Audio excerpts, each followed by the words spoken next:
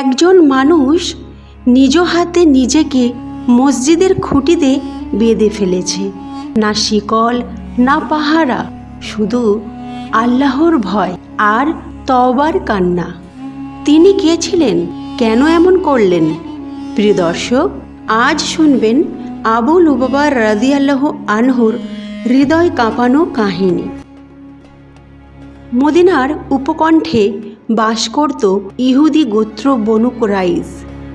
তাদের সঙ্গে নবীজির চুক্তি সম্পাদিত হয়েছিল এই মর্মে যে তারা মদিনার মুসলমানদের উপর কোনো প্রকার শত্রুতা পোষণ করবে না, তাদের বিরুদ্ধে অস্ত্র ধরবে না এবং কখনো মুসলমানরা আক্রমণ হলে তাদের আপ্রাণ সাহায্য করবে।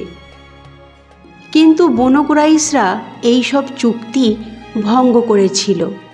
খন্দকের যুদ্ধে যখন মক্কার কুরাইশরা মদিনা অবরোধ করে, তখন বনু কুরাইশরা তাদের নানাভাবে সাহায্য করে।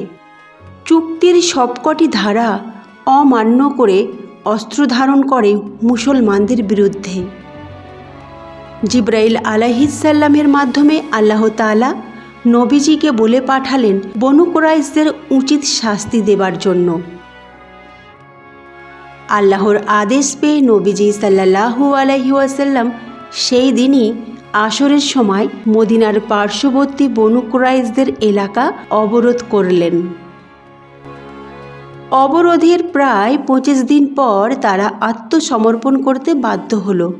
তবে একটি আর্জি রাখে নবীজি সাল্লাল্লাহু আলাইহি ওয়াসাল্লামের কাছে। তাদের অন্যতম মিত্র সাহাবী আবু লুবাবা ইবনে আব্দুল মুনজিরের সঙ্গে সাক্ষাৎ করে তবেই তারা অস্ত্র সমর্পণ করবে। নবীজি সাল্লাল্লাহু আলাইহি ওয়াসাল্লাম তাদের এই মিনতি রাখলেন। আবু লুবাবাকে পাঠালেন তাদের বনু কুরাইশ ইহুদিদের সঙ্গে আলাপ করার জন্য। আবু লুবাবা রাদিয়াল্লাহু আনহু ছিলেন খুবই নরম প্রকৃতির মানুষ। বনু কুরাইশদের দুর্গে প্রবেশ করতেই ইহুদি নারী ও শিশুরা কান্নায় ভেঙে পড়ল। এমন অঝোরধারার কান্না দেখে তার আবেগের নদী আরও প্রবল বেগে উথলে ওঠে। আবেগের বশে তিনি নবীজির গোপন রহস্য ফাঁস করে ফেললেন। তিনি বললেন, আমার পরামর্শ তোমরা অস্ত্র সমর্পণ করো। তবে তোমরা অস্ত্র সমর্পণ করো কিংবা না করো, তোমরা কেউ বাঁচতে পারবে না, তোমাদের সবাইকেই হত্যা করা হবে। কথাটা মুখ থেকে বেরোনোর পরই আবু লুবাবা রাদিয়াল্লাহু আনহুর উপলব্ধি হয় তিনি মারাত্মক ভুল করে বসেছেন। নবীজির একান্ত গোপন পরিকল্পনা তিনি ফাঁস করে দিয়েছেন শত্রুপক্ষের কাছে। নবীজি ও মুমিনদের সঙ্গে বিরাট অন্যায় করে ফেললেন তিনি। এত বড় অপরাধ করার পরেও কি আল্লাহ তাআলা আমাকে ক্ষমা করবেন? সাহাবী আবু লুবাবা রাদিয়াল্লাহু আনহু নিজের ভুল বুঝতে পেরে অনুশোচনার আগুনে দগ্ধ হতে থাকেন। লজ্জায় তিনি আর নবীজির সামনে দাঁড়াতে পারলেন না। মদিনায় ফিরে মসজিদে নববীর একটি খুঁটির সঙ্গে নিজেকে বেঁধে ফেললেন। আর তিনি প্রতিজ্ঞা করলেন, আল্লাহ ও তার রসূল যতক্ষণ আমাকে ক্ষমা না করবেন আমি এখানে এভাবেই বাঁধা থাকব। 6 দিন তিনি সেখানেই ছিলেন। নামাজের সময় স্ত্রী খুলে দিতেন, নামাজ শেষে আবার বেঁধে দিতেন। খুব অল্প পানি ছাড়া কিছুই খেতেন না। পুরো মসজিদ কেঁদেছিল তার জন্য। 6 দিন পর ফজরের সময় ওহী নাজিল হলো।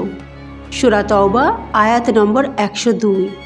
আর কিছু লোক তাদের গুনাহ স্বীকার করেছে, আল্লাহ তাদের তওবা কবুল করেছেন, এই কথা আয়াতে লেখা ছিল।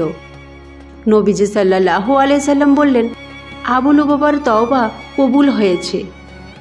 লোকেরা খুলতে গেলে তিনি বললেন, না, আমাকে রাসূল সাল্লাল্লাহু আলাইহি ওয়াসাল্লাম নিজে হাতে খুলবেন। নবী সাল্লাল্লাহু আলাইহি ওয়াসাল্লাম এসে নিজ হাতে তাকে খুলে দিলেন। প্রিয় দর্শক, এই কাহিনী আমাদের শেখায় গুনাহ হলে দেরি নয়, তওবা করুন। লজ্জা থাকলে আল্লাহ ক্ষমা করেন। আল্লাহর দরজা কখনো বন্ধ হয় না। ভিডিওটি অবশ্যই শেয়ার করুন। আল্লাহ হাফেজ।